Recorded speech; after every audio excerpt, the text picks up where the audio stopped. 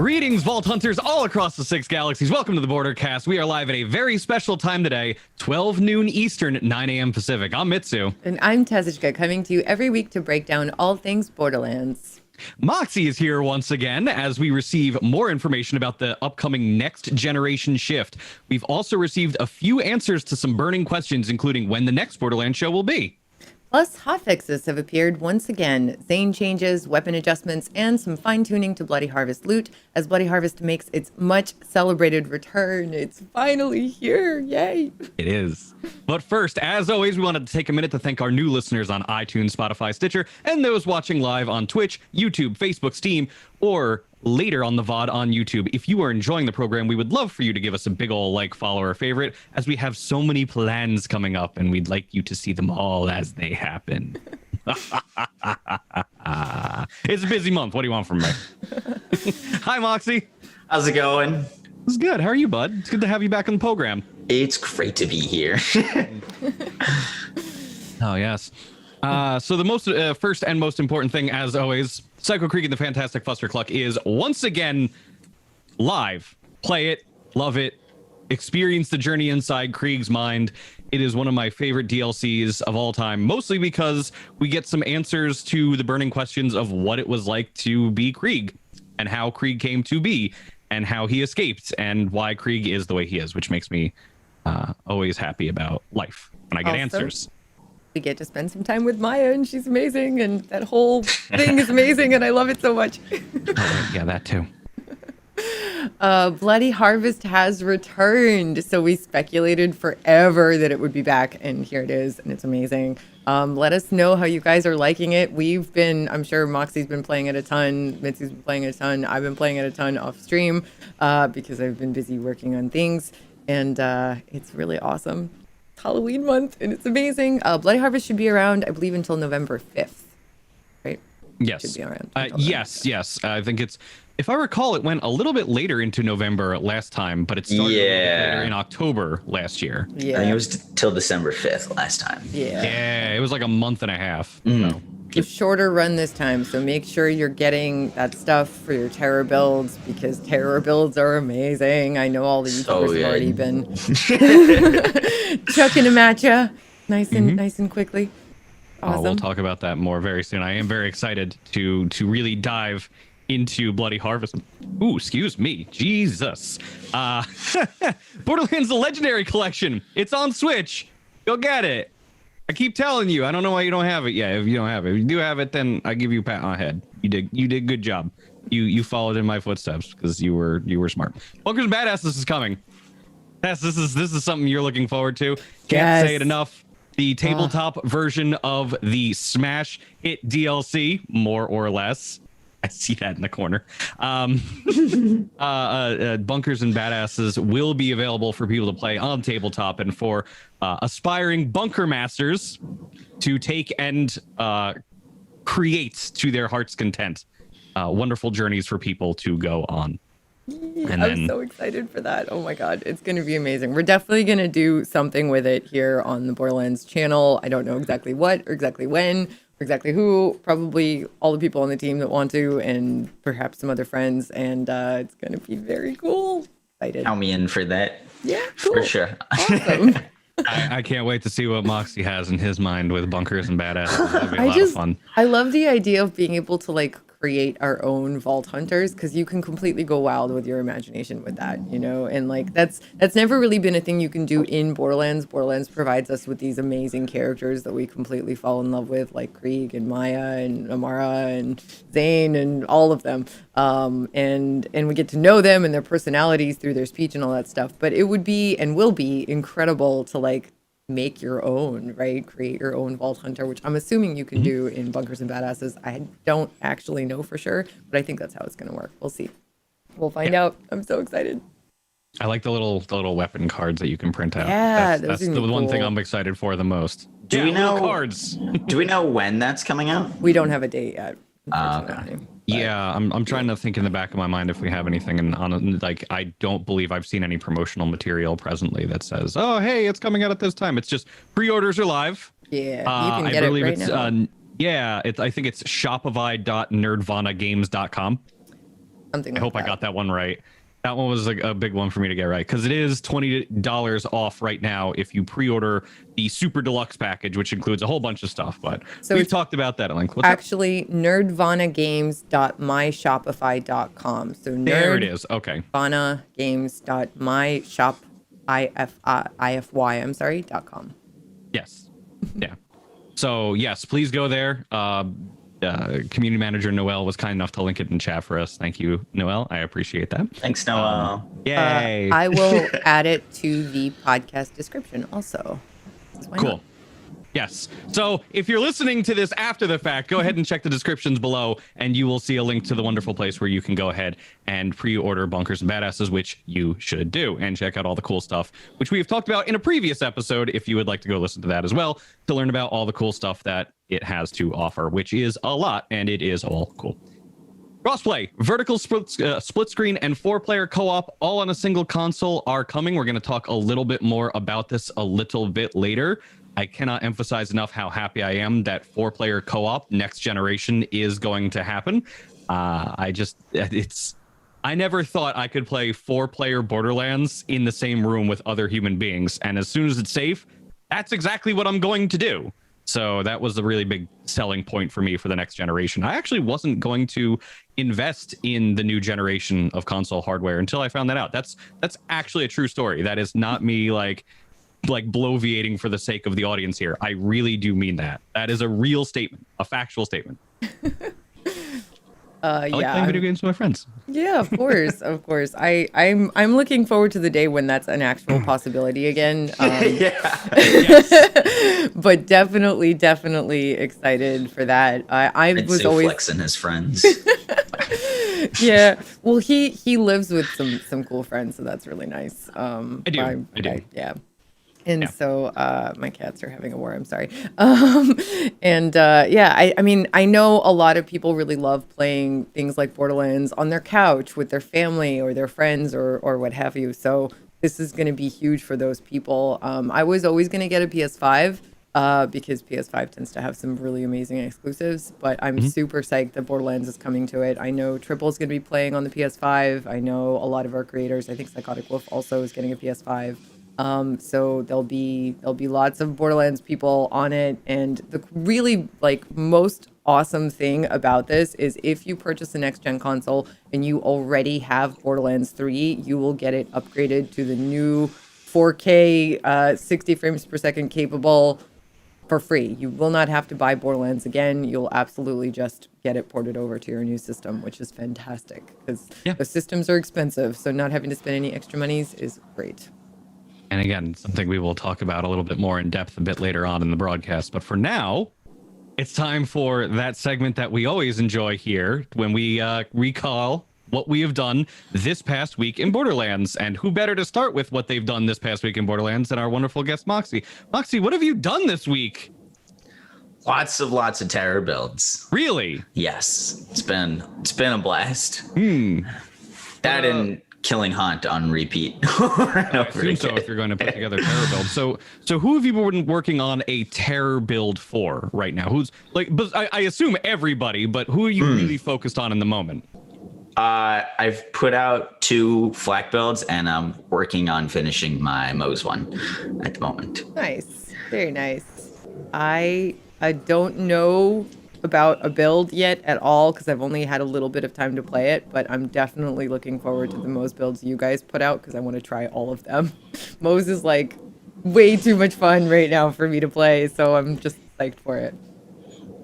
Yeah, I think we've discussed a bit last week, and we'll probably go into it again a little bit. Moe's is really strong. That's the end of the statement. Moe's is just ridiculously strong right now, and it's. I was playing with Brofish this past week, and it was really nice to see how the game has come along because she remembers what the game was like on release. She remembers what it was like a few months in, and one of the characters she really seemed like she was going to enjoy was Moe's. But Moe's on release was in a little bit worse for wear state.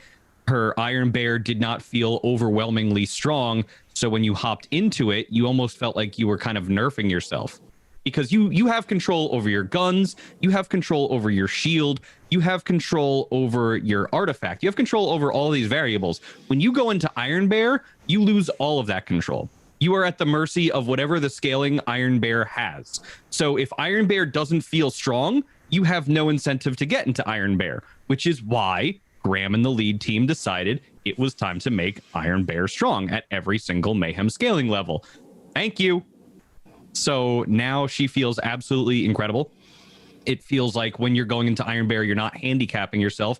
You're taking a moment of power for you to be able to nuke, for you able to use rail guns, chain guns, whatever you throw on those arms, and just absolutely like, and yes, the Wolf Booty.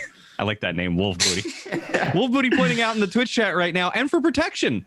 Iron Bear health scales and its armor. So when you get in, you don't feel like it's going to blow up after 5 seconds of sitting in Iron Bear. It's got what 3 million health is something along the lines of what it can scale up to at Mayhem 10 Moxie. Yeah, and it scales off of your amount of health as well.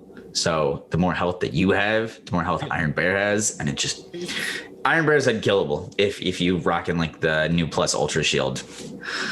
Really? Yeah. Nice. Because the Plus Ultra Shield doesn't say it, but it doubles your health. It doesn't say it. So it doubles Iron Bear's armor. It doesn't say it on the Holy. shield. It's like a secret. Like there's nothing on the shield in the description or anything like that that says it. Wow. Is that part of one of your builds that you're currently working on with the terrors? It's a build I already put out. Oh, cool. Yeah. Very cool. Almighty Moe's with the Plus Ultra Shield. Very interesting. I'll I have to had no try that. idea.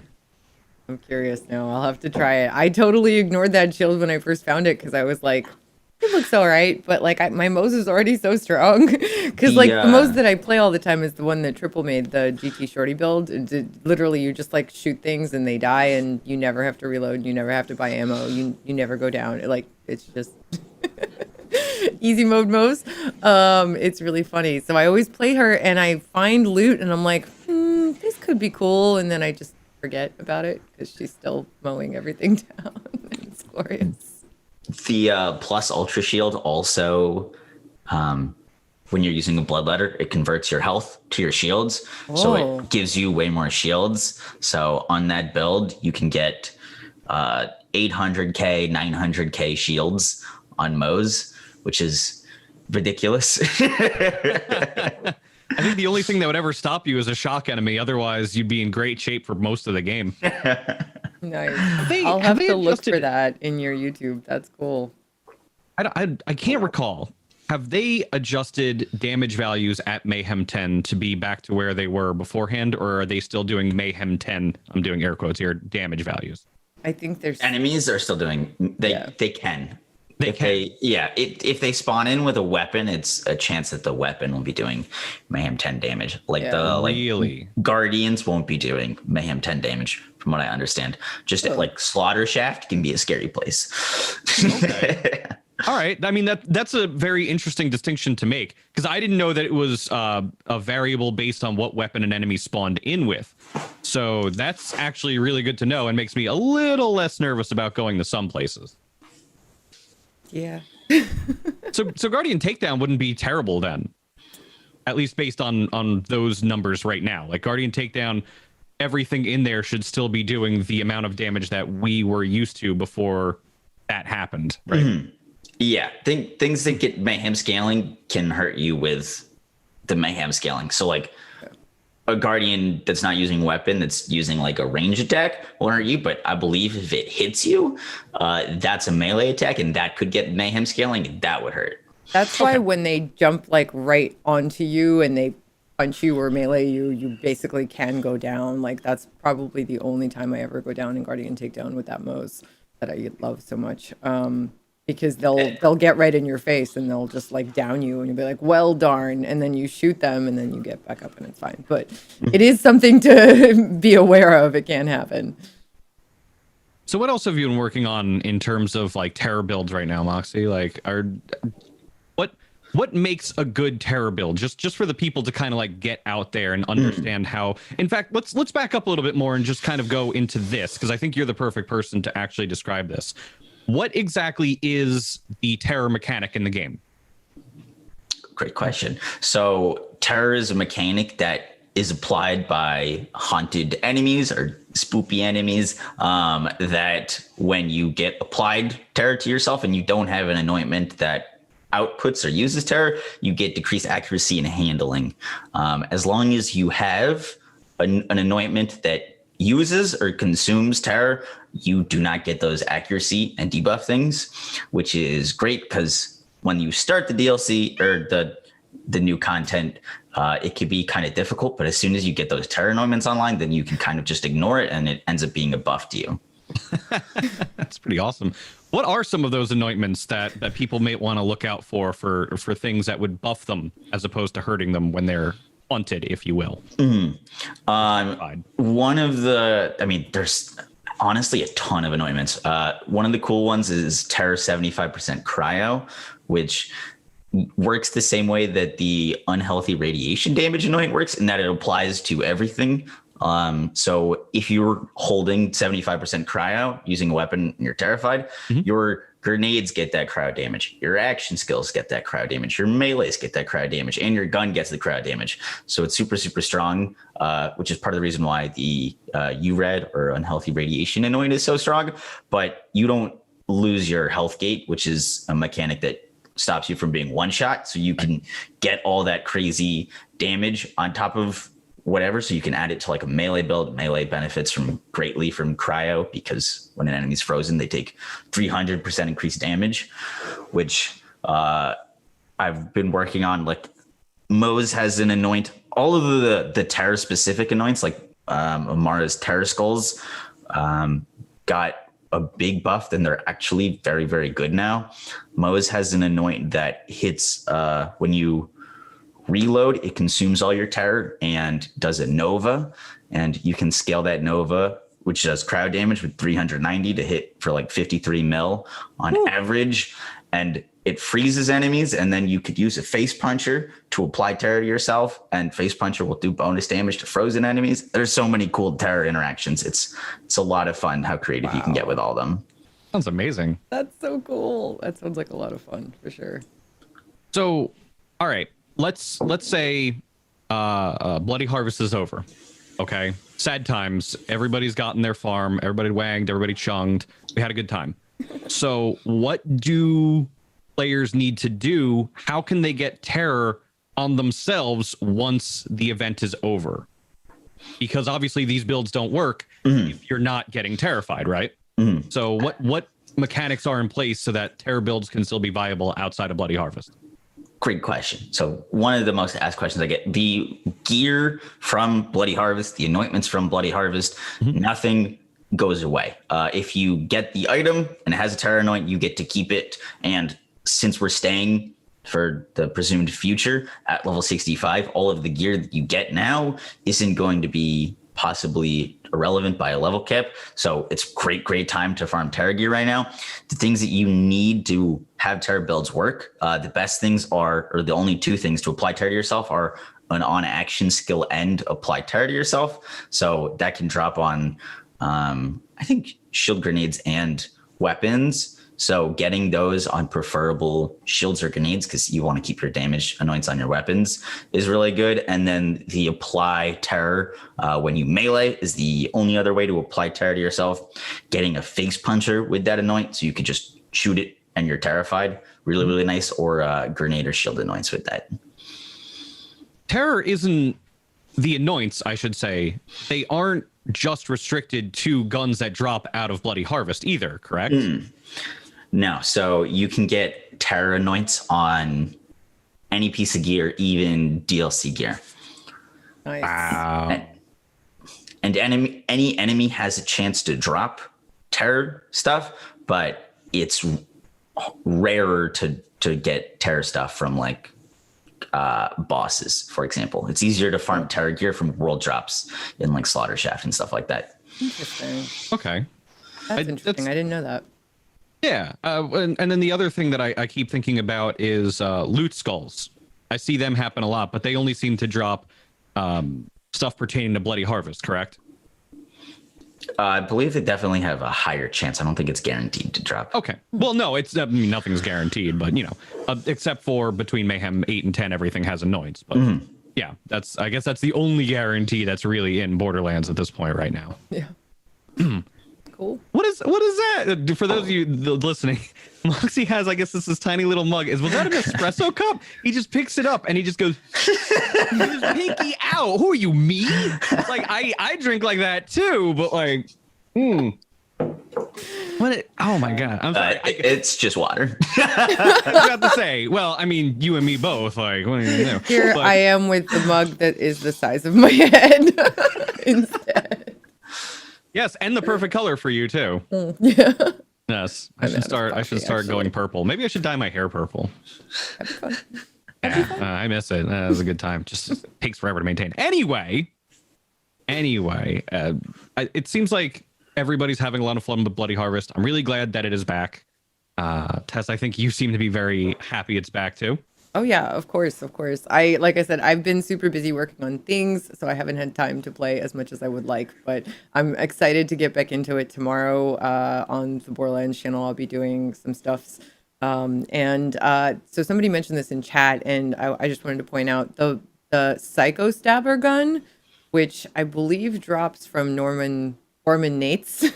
Nates, yes. Yeah, and that one also does melee damage, and they buffed it in a recent hotfix, so it's like a ridiculous gun now, apparently. And I have them. Gross. Yeah, like I have them. I have so many of them because I farmed for Cutsmans for so long, and so like I still have them in my bank, and I need to get more, and it'll be really easy to get more because that's all he drops. So he like occasionally, for every one Cutsman that Borman Nates drops, he'll drop you like 10 Psycho Stabbers. So you can really easily get one. And I really want to try that out on some of the melee builds because it's a really fun gun. I had no idea even about that. I've never really looked into melee. I think Moze has one or two pretty viable melee builds. I think Amara might have one. It's not something you really see too much of right now, right, Moxie? I think melee is quite strong on all the characters right now, just because of the mayhem scaling that it received, and Psycho Stabber. Its passive melee damage that was added onto it went from 120% to 340%, which massive. The highest passive melee damage before was 120%, and it was like on a lot of weapons. So it's now like, if you want to do a melee build that isn't the face puncher, that is the weapon you need. It's crazy strong. Yeah. That much passive melee. And if you're doing one lives, it's a really good gun you can get pretty early. Like you barely have to even attack Borman Nates and he'll drop it. So like if Borman Nates, for anybody that isn't aware, is on the Meridian outskirts on Promethea. So like once you're in the game, once you get to Promethea, you get to the spillway, you get to Meridian, and you literally just like run out and then run to your left, and then up above there's some scaffolding, and that's where Borman Nates hangs out. And it's really easy to find, it's really easy to get, especially early on. If you're doing a one life, that could be incredibly cool. Yeah. I'll be honest, I do miss when the Cutsman was overwhelmingly strong. I'm not advocating for it to be buffed. Please don't get me wrong here. Although if it was, I would be very happy. But no, exactly. But I miss watching that the projectile it's like an energy beam that slowly widens as it goes out further and further and further. It was just very satisfying to see. Yeah, and it really did feel like you were cutting enemies in half when you shot somebody with it. Yeah. So no, it's great to see that there's so much upcoming with Borderlands in terms of melee. It's something that's kind of fallen by the wayside, and it was kind of viable into. You could make some credible Krieg and Zero builds with melee, and I think there was one Maya build that was actually a melee focused Maya build too. I don't remember what it was, but I heard about it, and it was like you because she had that energy punch, right? You did that energy punch and things liquidated. Yeah. Yeah. Well, there was Scorn Explosion too. Scorn Explosion, we could get into that. That's an entire episode worth of memories and hilarity. But yeah, it was so I am very glad that melee has not been forgotten. That's kind of where I'm at with that one. Oh boy. Yeah, melee's great. Yeah. Did you know that there, for the first time in a month, were hot fixes? Oh yes. And did you know that on this program, when such a thing happens, we have a segment called Hot Fixes Applied? I waited a month to do that. I hope you all appreciated it. I had to set that up forever and ever and ever. Last week, October 8th, Bloody Harvest returned to Borderlands 3, as we've talked about ad nauseum now. And there were adjustments to the Zane Gang. Oh, I'm so happy about this one. Finally, my boy is getting a little bit of love. I'm hoping that a little bit more comes down. So Terror also has had some adjustments.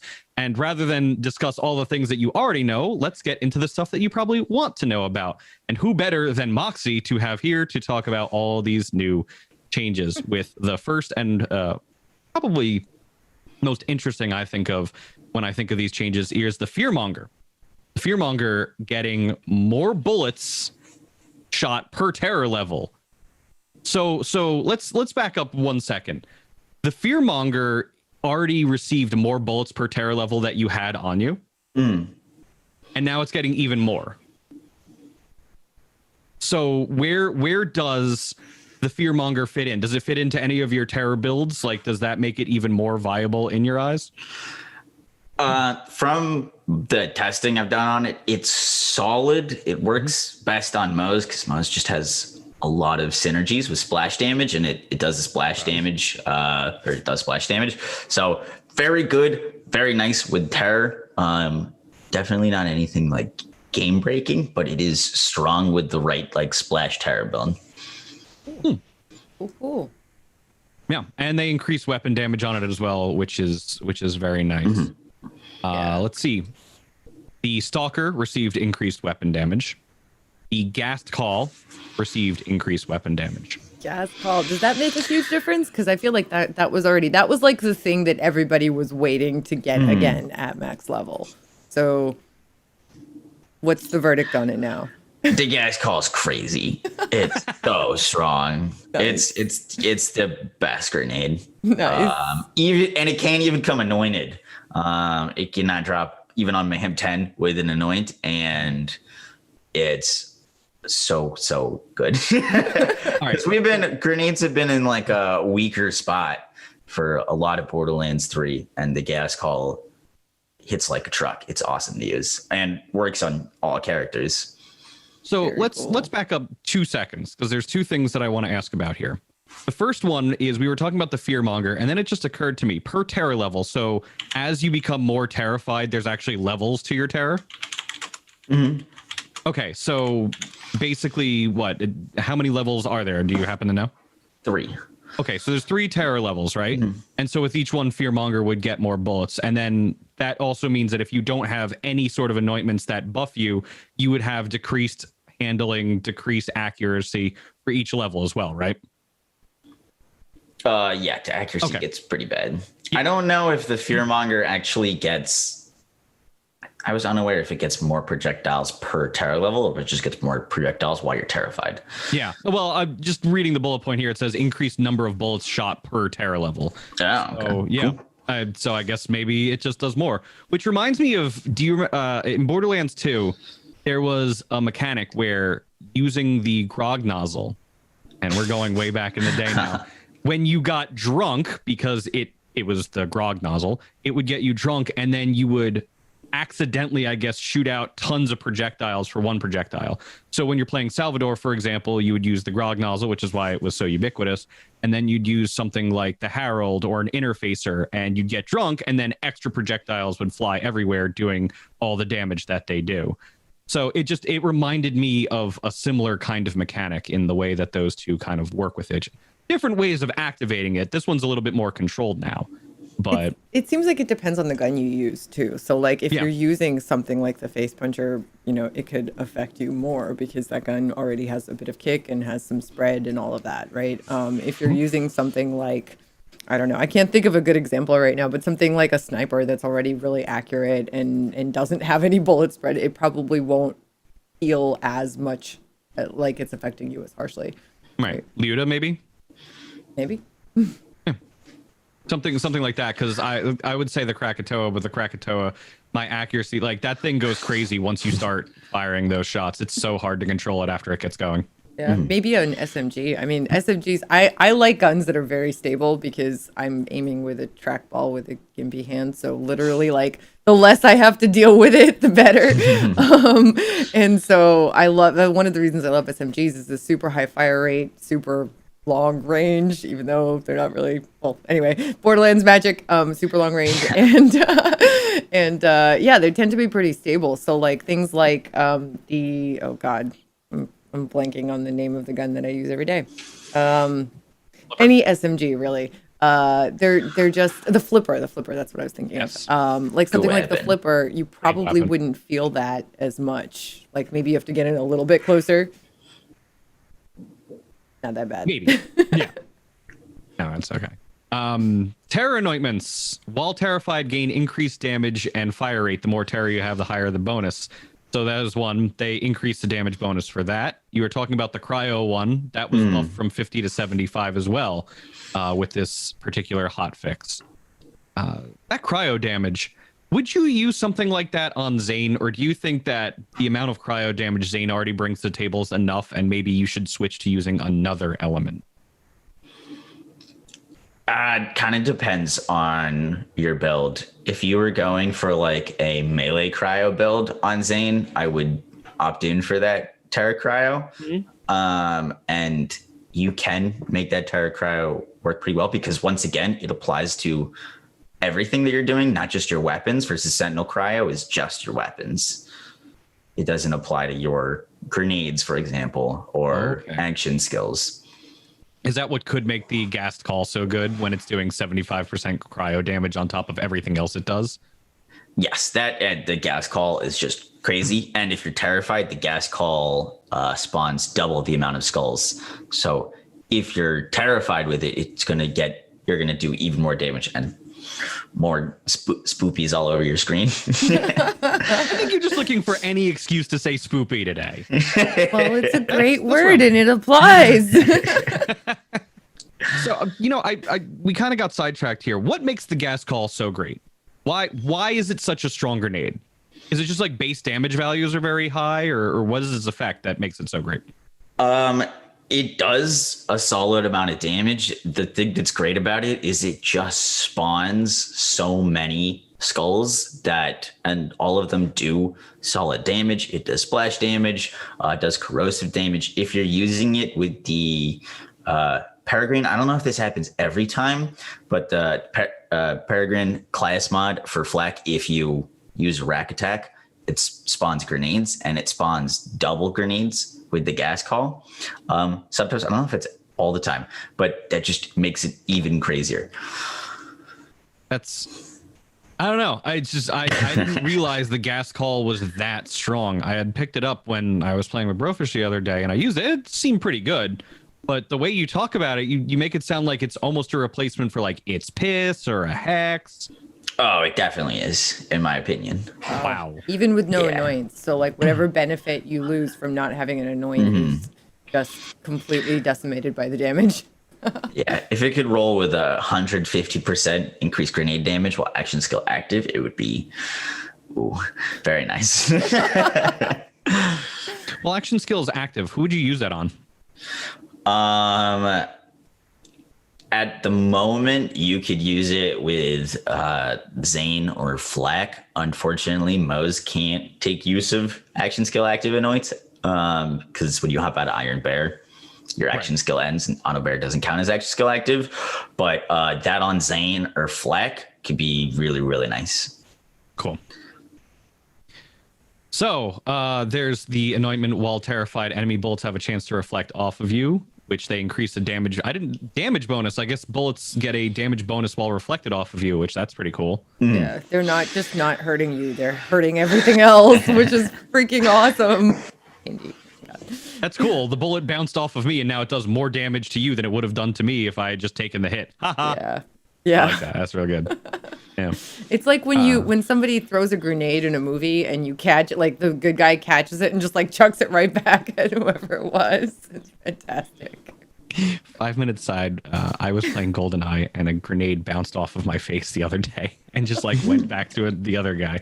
Just very similar situation, basically, is what I'm trying to say here. And it was just funny to watch because I just walked away, and cool guys don't look at explosions. So yeah, it's very satisfying. I'm trying to remember is. what, like, it was either a movie or a TV show that I saw that in recently, where literally like somebody threw a grenade and the person was just like, "Oh, here, have it back."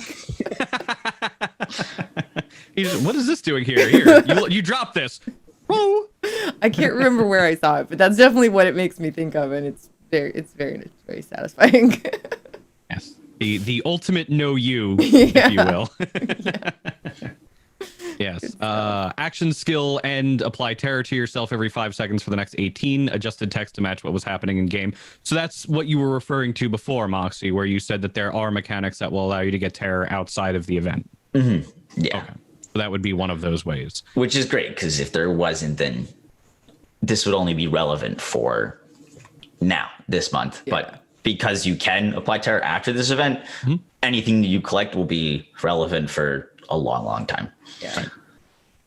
Liz 55, she had a pretty relevant terror build going, I think, after it even level scaled out, or when you thought it would level scale out. I want to say it was 53 when she had obtained everything she needed for it, and then everything went up to 57, and she was like, nah, I'm still using my terror build, it's still good, whatever, I don't care.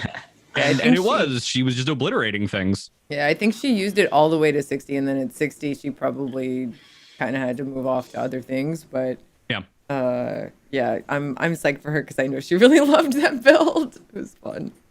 I want to say she'll hopefully grab a bang stick again and go to town, because she made such good use of those. It's unbelievable watching her when she would do the things that she was doing with bang sticks. It was just like ridiculous. That's what a blue, a purple. I believe it could be both. Yeah, But I think it's just using a purple one. Like, it's nice to see guns that aren't legendaries get recognition in the game. That's, again, that's another thing that I kind of appreciate about Borderlands 2, even though it made things a little bit more confusing, is you would see people using the Sandhawk, and the Sandhawk was technically a blue, even though it was, well, I think it was, they had a special classification for it, even if it showed up as blue. It was like a unique. Yes. It had the red flavored text yet. Yeah. And now we have the Sandhawk in this game, but it's a legendary and a sniper rifle tiers.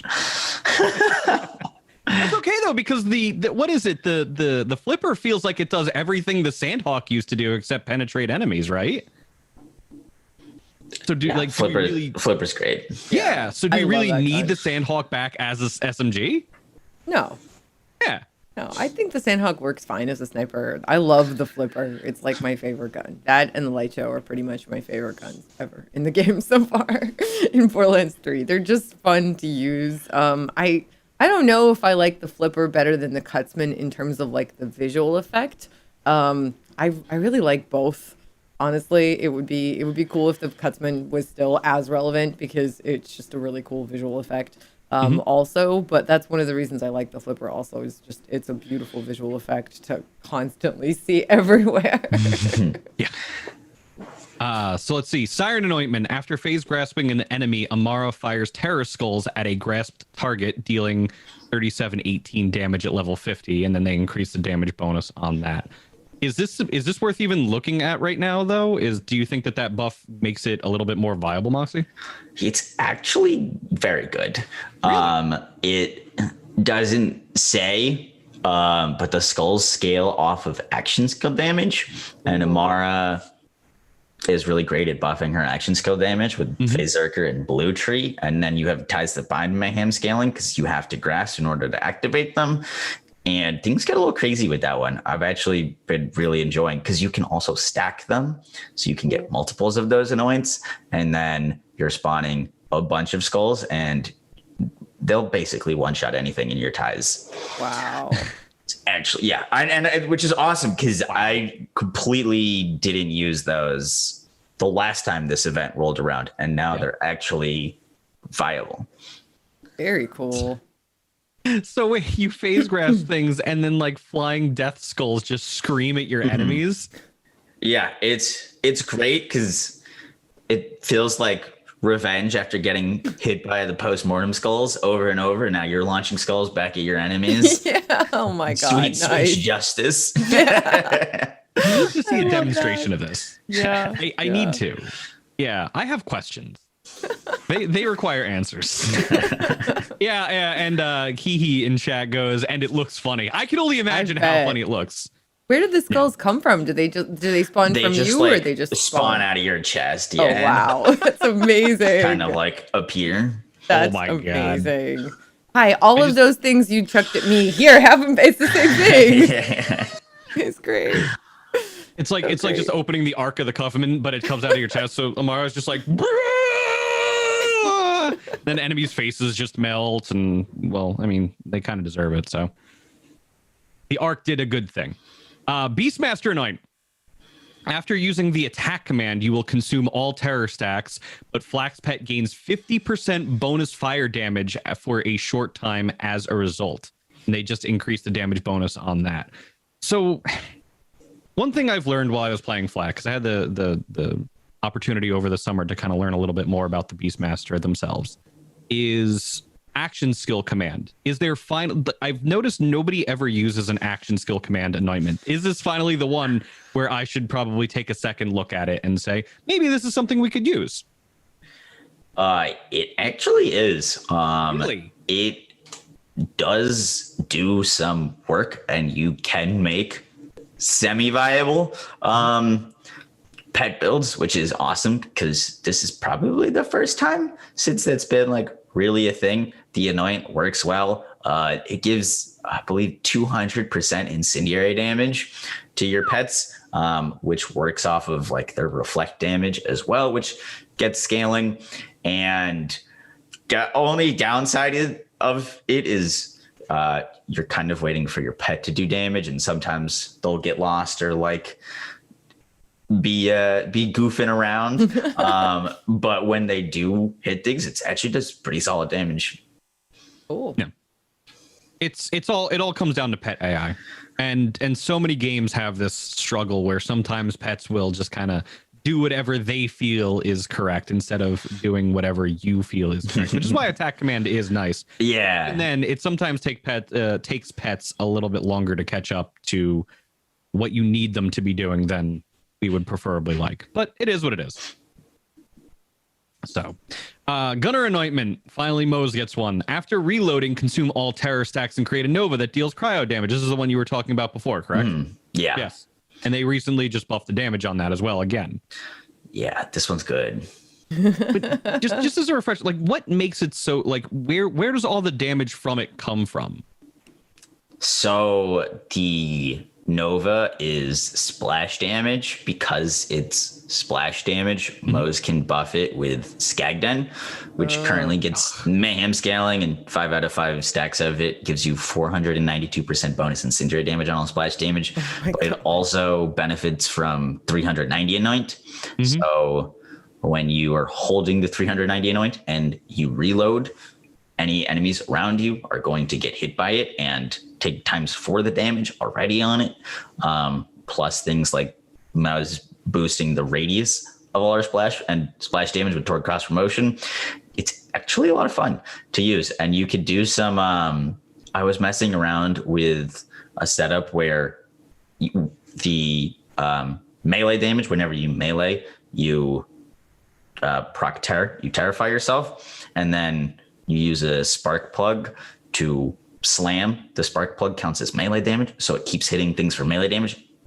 Keep reapplying terror to you, and then you use a Hellwalker, which has got a really fast reload speed, to just spam Hellwalker shots, and every Hellwalker shot's going to do a Nova on top of already shooting the Hellwalker. Silly Which stuff. wasn't bad enough, by the way. That sounds incredible. Shout out to CZ. Christ. Jeez. So we also have weapons changes coming at us. Doll burst weapons increase the burst fire rate of AR, SMG, and pistol weapons. Does not affect legendary weapons. That's cool. I feel like Doll probably needed some buffs in that area. So cool. Any like amazing Doll guns pop out at you after this change? It didn't apply to legendaries, and so I think this was more of like you can get better use out of doll weapons while leveling up while doing your playthrough, your first playthrough, second playthrough, or if you do a one life or something. Yeah, cool. Yeah, exactly. Cool. I don't know. Doll weapons have felt like they've been struggling lately to keep up with anything. I'm still mad, and I'm going to emphasize this forever and ever. Doll does not deserve the Hellfire. It doesn't. Doll absolutely does not. It needs to be bought back by Maliwan, and they need to return it to its former glory from Borderlands 1. Because that gun was stupid. That gun was stupid good, and I miss it. I miss it immensely. That is my Doll rant right now. I'm actually mad at Doll because for some reason they seem to have bought the patent to the Hellfire, and they just like ran it in the ground, which seems to be Doll's thing to do. They just run things in the ground, so you know. Oh, right, that makes me want to do a Doll Allegiance run just because underdog. But I'm doing a TDR one in the very near future, so that first. Maybe Doll later. TDR is too much fun. All right. Oh, Noelle's saying big business is big business. Yeah, well, you know, that'll happen. Fair. So the laser sploder also got increased damage scaling and magazine size. Cool. Good change. Good change. Conference call. Initial target will now be hit with the weapon's extra projectiles. Does that put it in line where it needs to be? In my opinion, no. The nerf to the extra projectile spawning mechanic hurt this weapon.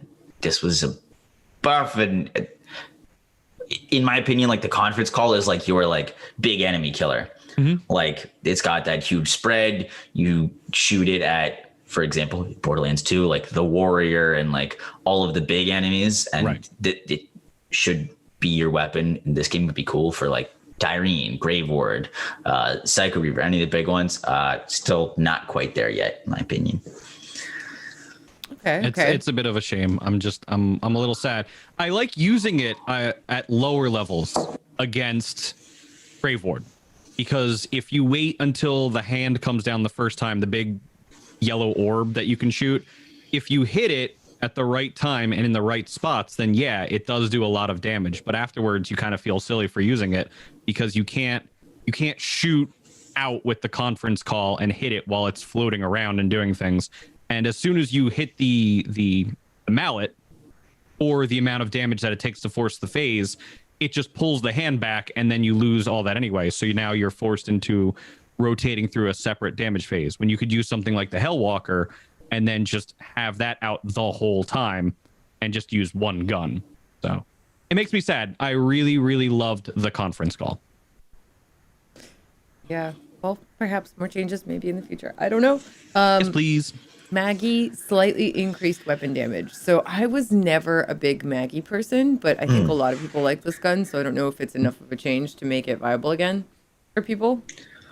It's great. Good. The buff was, I believe, 77%, which is very nice. The Maggie was for a while like the top Jacob's pistol. Besides like the Lucky 7, which has seen quite a resurgence because of Terror Annoyance, Maggie's definitely one of the best Jacob's pistols you could be using right now. Cool. Hold Okay. on, back up. He can't drop something like that and not have us go, what do you mean the Lucky 7 is having a resurgence?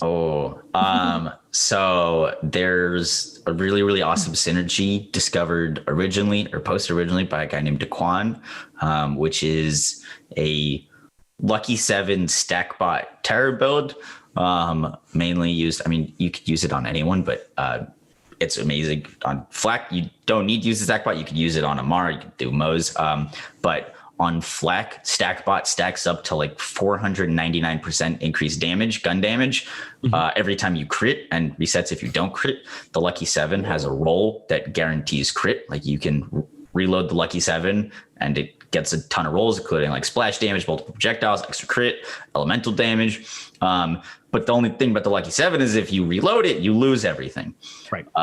Which is the biggest downside to that weapon is just like random re-rolling it while you're using it and getting bad and good stuff. But if you use Terra ammo regen, which is like 16% of your magazine per second plus flex skill that it's like 30 head count, 36% chance to refund ammo, you can roll perfectly on the lucky 7 and shoot it infinitely without ever having to reload.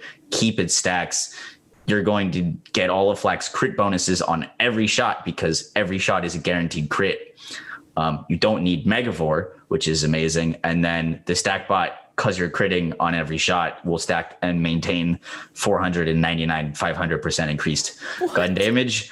It's one of the grossest things you've seen in Borderlands. Oh my God. Okay, hold on. Let me get this straight here. First of all, you're telling me Flack doesn't need to take Megavore with this particular build synergy that you are discussing. Yes. Yeah, okay. Because that every in shot itself crits. is. I apologize, but I think we get like 1 or 2 of them a show. That's fucking crazy.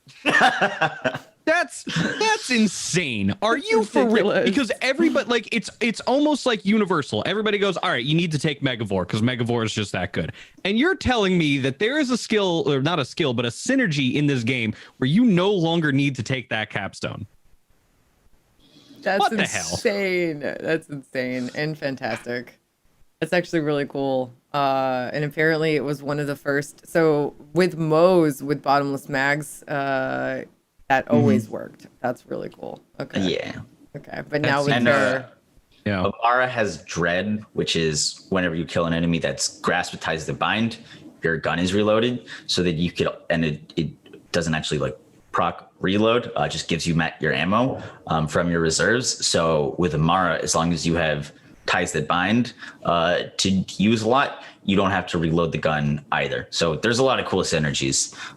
It's not just Flak, but Flak's probably one of the strongest ones with it. Very nice.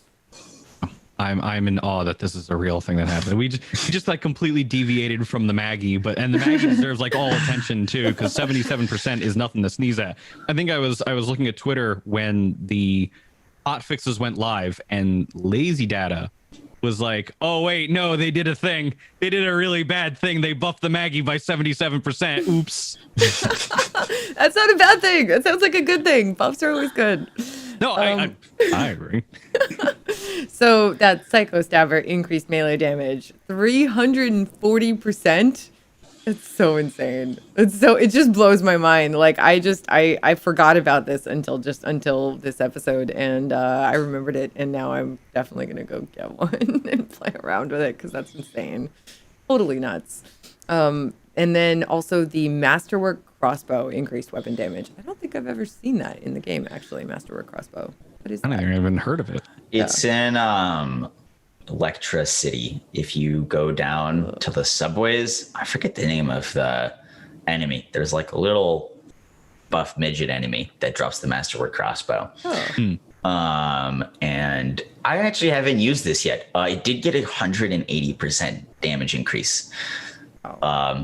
Which is very nice for it. But it's a single projectile slow firing sniper rifle that projectile actually arcs. So it can be very hard to use because slow fire rate, the projectile arcs. So like sometimes you have to shoot above your enemies, which I don't think many weapons in Borderlands do. Yeah. But if you can hit with it, it hits very hard.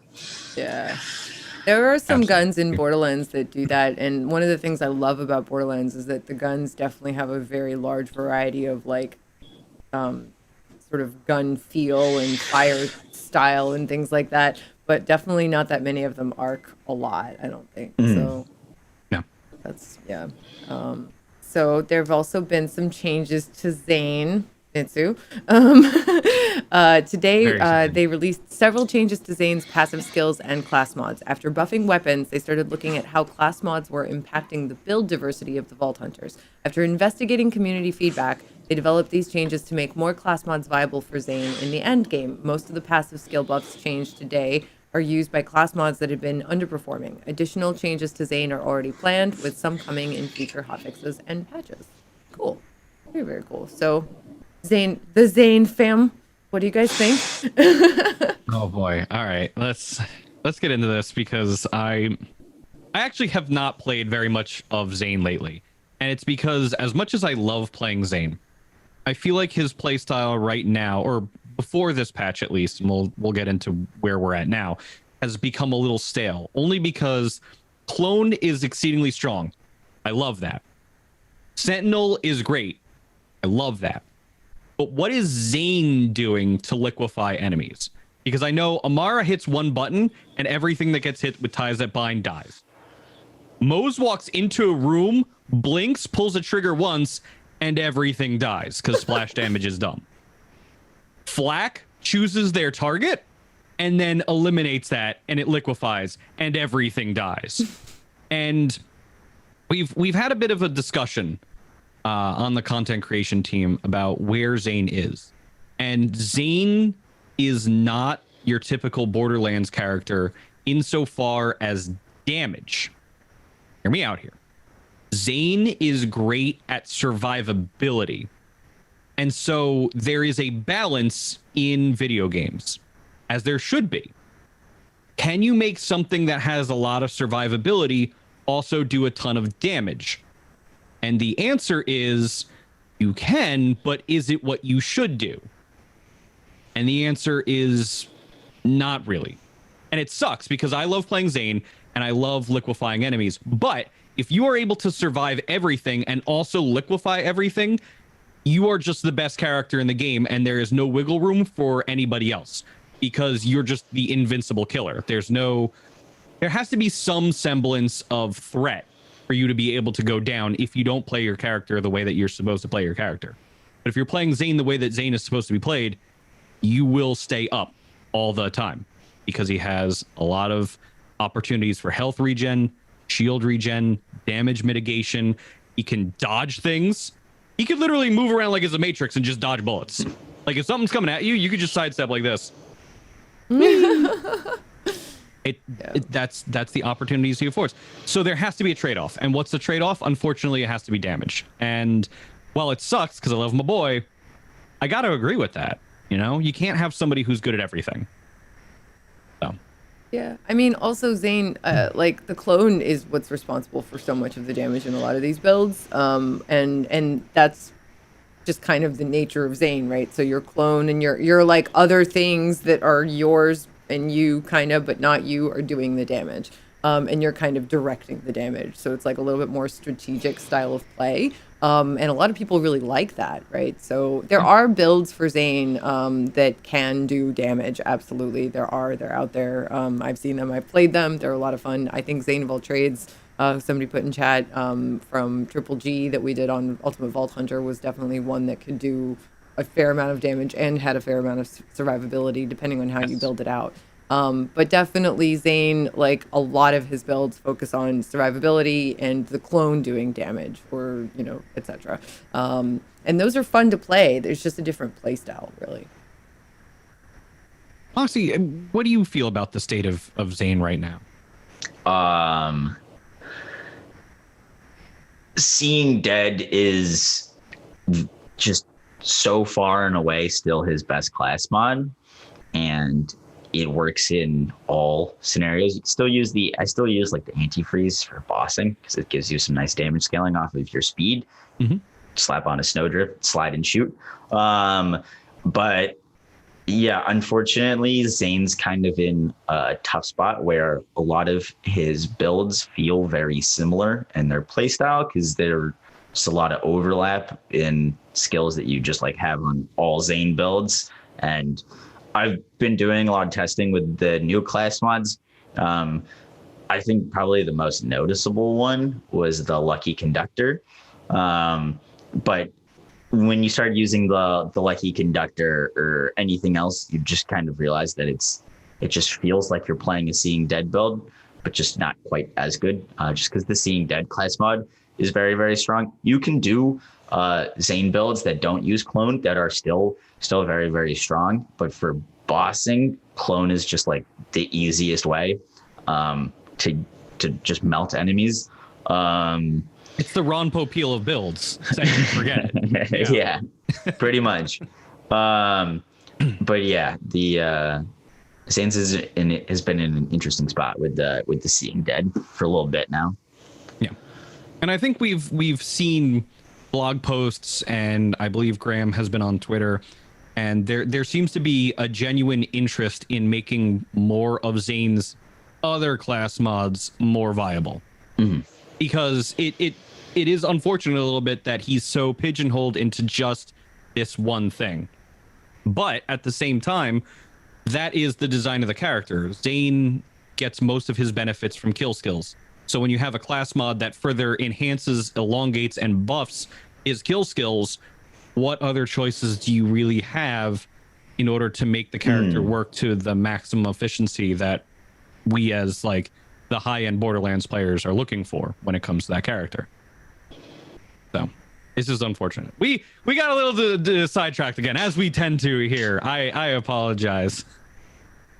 But I love Zane, and I'm glad that they are taking some time to do some changes to his skills. For example, it looks like, what's that? Yeah, there's a ton of them. So there's Cold Bore. They increased the bonus damage on that. The Duct Tape mod decreased grenade cooldown by half. These are skill changes.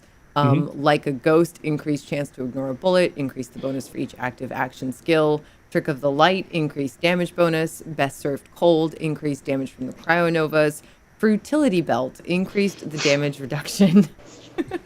Which I think that's not what it's actually called. Or is Yeah, it's Futility. Futility Belt. Yeah, right. Futility is cool too. It's cool. It's adorable.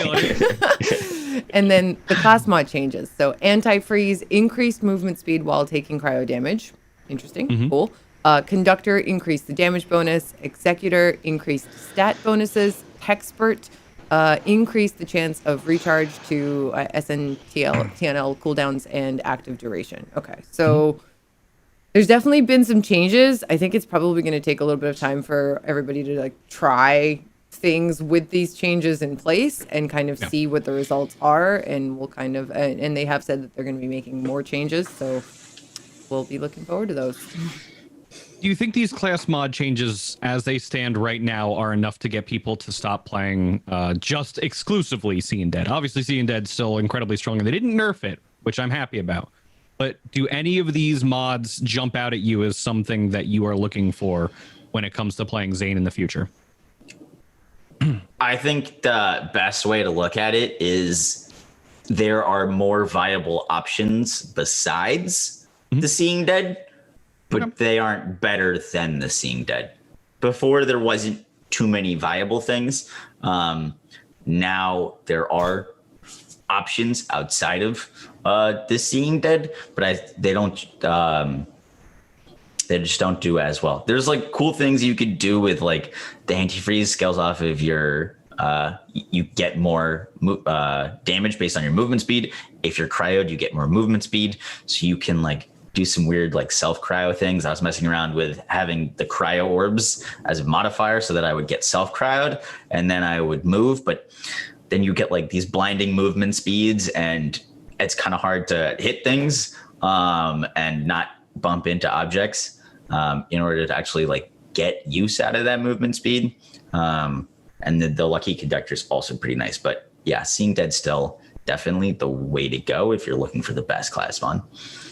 So we still have a little ways to go, just in general, in terms of getting Zane to where he needs to be, in terms of the kind of diversity that the other classes, for the most part, have. I know, Flak, they still have Megavore as kind of like their almost, you need this in order to be a good Flak player, essentially. But I think Zane is finally starting to trudge along, is what you're kind of hinting at. Mm-hmm. Yeah, okay. All of the characters have kind of these like crutch skills or action skills and stuff. But Zane definitely has the least different viable class mods still. Sure. Even though Amara's like not that much either. I wanted to go back real quick and just like look at some of this stuff. Just for example, Futility Belt. Do you think the damage reduction, and this goes back to what we were talking about before, about survivability, for example. Is Futility Belt perhaps something that's a little bit more viable excuse me now, because their justification is to help encourage players to consider builds that remove elemental damage. They've buffed the damage mitigation to be stronger there. So do you think that, because I have an idea and we'll talk about it in a second, but do you think that it's more of a viable skill now as a result of that, and you would consider either investing more or into it at all? So the only reason to get down to Futility Belt in the green tree is if you're going Kamku Collected, which is a skill that you would go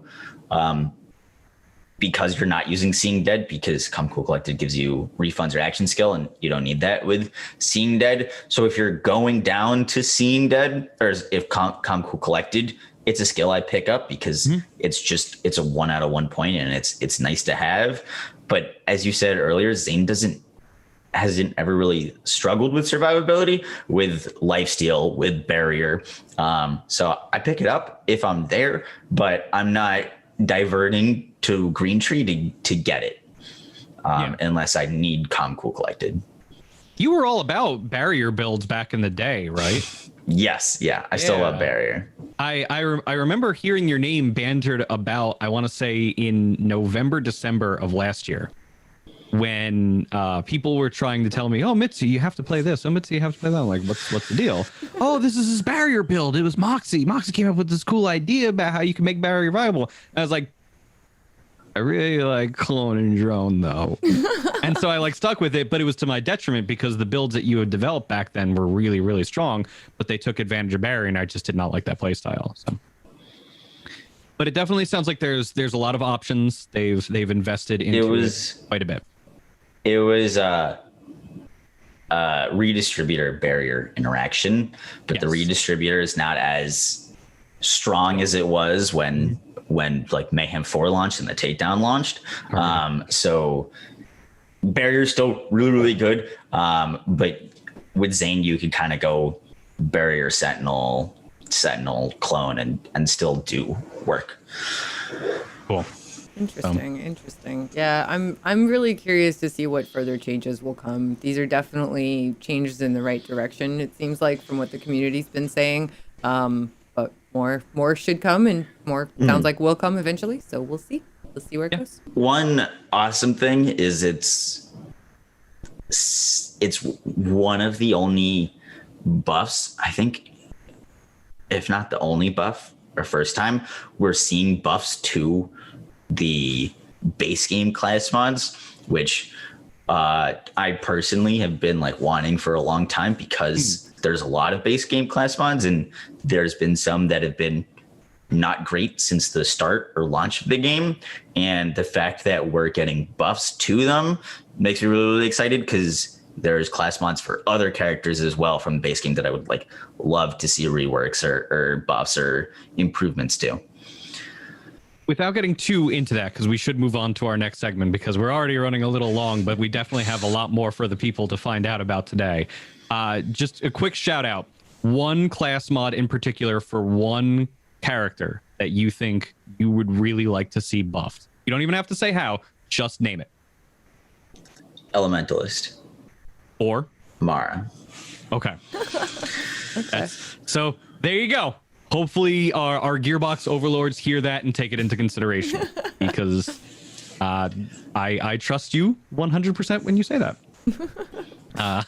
Cool. So many people have been waiting, I imagine, for this. And in the YouTube section, yes, I'm looking at you guys currently watching on YouTube, and that we'll watch later on the VOD. Because some people are very enterprising and do this, and thank you for doing so. We are officially going to start talking about all the cool things that we got to know about today via the press release let forth earlier by Gearbox and 2K, as to some information that all of you might find pertinent about what is happening with the next generation of Borderlands 3. Number 1, Borderlands 3 will launch day and date for next generation alongside the Series X and S on November 10th and PlayStation 5 on November 12th in the United States, Japan, Canada, Mexico, Australia, and New Zealand, and South Korea. And for the rest of the world, you guys get it on November 19th on your PlayStation 5s. Yep. So basically, what that means is as soon as the PlayStation 5 launches, you'll have access to Borderlands 3 on it. As soon as the Xbox Series X and S launches, you will have Borderlands 3 on it. And again, if you already own Borderlands 3 on PlayStation 4 or the current Xbox, you'll be able to just download it onto your new system, next gen system, right away at no extra cost at all. So Indeed. yeah, really, really amazing. Borderlands 3 is fully optimized to bring new levels of graphical fidelity in the Borderlands universe. The Series X, not S, and the PS5 will display Borderlands 3 in 4K resolution at 60 frames per second during single player and online co-op, with all next-gen consoles supporting 3 and 4-player split-screen local multiplayer. So they're not saying local multiplayer will have 60 FPS, but online co-op absolutely should, and single player, Yes. of course, absolutely should. Vertical screen local co-op will also be supported on next gen and will also be added to Xbox One and PS4 via a free update on the 10th and the 12th respectively. So I think this is something that has not been announced previously. Vertical screen is something that a lot of people have really wanted. It's something a lot of people have been asking about when it will launch since they announced it. So that is November 10th and 12th. November 10th for the Xbox One and November 12th for the PS4, and of course for the new consoles at the same time. Correct. And again, vertical split screen, big deal. 4-player co-op, super big deal. It unfortunately does not seem like it will be at 60 FPS, but even at 30, that's still better than Perfect Dark was, so I'll take it. Sorry, I'm a gamer historian. Perfect Dark maybe ran at 10 FPS if you were playing with 4 people. So that's how long I've been playing video games these days. Yeah. So I'm very excited to be able to play with all of my friends. It'll be a good time. And as Tess mentioned earlier, existing owners on current generation platforms will be able to transition to the next generation within the same console family. All add-on content and save files, that's a really big deal for me, can be ported, which means that you will not have to start from scratch. Of note, if you own a physical copy of Borderlands 3, you will need the Series X or a standard PS5 console, which is the one that includes a disc drive, in order to take advantage of all of those special features. Because otherwise, how would they know that you would have the game? So that is how that would have to be. But that is a big sticking point for a lot of people. I know people were worried that their save files were not going to be able to transfer between the generations, but rest your heads well. You will be able to continue loving, the characters that you have for years to come. Yeah. So the within the same console family, just to clarify, that means if you have the game currently on PlayStation 4, you'll get the free upgrade to PlayStation 5. Like you can't go from PS4 to Xbox Series X, for example. Okay, so PlayStation 4 to PlayStation 5, Xbox One to Xbox Series X and S will get the upgrades. Just also make sure if you have a physical copy, you need the physical copy compatible version of the next gen console. Yes. And oh no, by all means. Oh, okay. For more information about all these things and more, the Borderlands show is confirmed to be airing October 29th at noon Eastern, 9 a.m. Pacific, right here on the official Borderlands channel. And yes, I will be honest. So I know some things. You're going to want to watch, I promise. And then, if that's not enough for all of you, Tess and I will be right here live almost immediately after that show airs with a special post-show wrap-up. The following day, October 30th, we will have a very special edition of the Bordercast featuring 2 very, very special guests. You'll just have to wait to find out more about that as time goes on. It's going to be very cool. Very, very cool. Extremely exciting. We're very excited about what this month has to offer. Not immediately following this, but in a few hours after Moxie gets some stream time in, we'll get his plugs in a second. We're going to be filming UVH, and Moxie has a very special episode that he will be bringing to the table for us We're looking forward to having Liz and Moxie have a wonderful discussion about all the things that they're going to get to talk about. Triple G filmed an episode very recently as well that will be airing very soon, that we're also excited to bring to the forefront for all of you. It's a really exciting month. I can't wait for you guys to see it unfurl. And really, unfortunately, at this time, that's all I can basically say about that. Cool things are coming. That makes me really sad. I know. Cool things are coming. Very soon, we promise. Bloody Harvest is out. We're ramping up towards even more skill information, and Borderlands is in the best state it's ever been in. So Moxie, thank you so much again for joining us. You guys, thank you so much for being here. Where can everybody find you? My Twitch is twitch.tv/Moxie, YouTube, Moxie, Twitter, MoxieOG, Instagram, MoxieOG. You can find me over there doing some damage on the channels. Yeah, one might say that you are the leader of the Damage Nation. See. Good stuff. What about you, Mitsu? Where can the audience find you? Oh boy. All right. So if you're not sick of me yet, and I still don't understand why you wouldn't be, twitch.tv/Mitsu, MITSU, and twitter.com/Mitsu Show, MITSUSHOW, where you can find me talking about all things Borderlands and occasionally a few other things as well. Yep. And you can find me over at twitch.tv/Tessachka. That's Tessa, CHKA, and on Twitter and Instagram at TessGames. And you guys, thanks again so much for joining us. If you're enjoying the show as much as we love doing it, please make sure to subscribe if you're watching on YouTube, and like if you enjoy the show. Get notifications set up on Spotify, SoundCloud,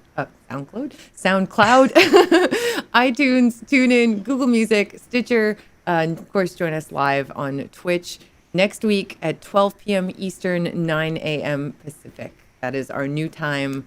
So we'll see you guys then. We're very excited. Thank you. Indeed. I can't emphasize enough, and I'm going to leave you guys with this. It's a really big month, and I am so happy for everything that is to come. So with all of that being said, on behalf of Tess, myself, and the entire content creation team, thank you so much for joining us to do every single week. Now go forth and make some mayhem.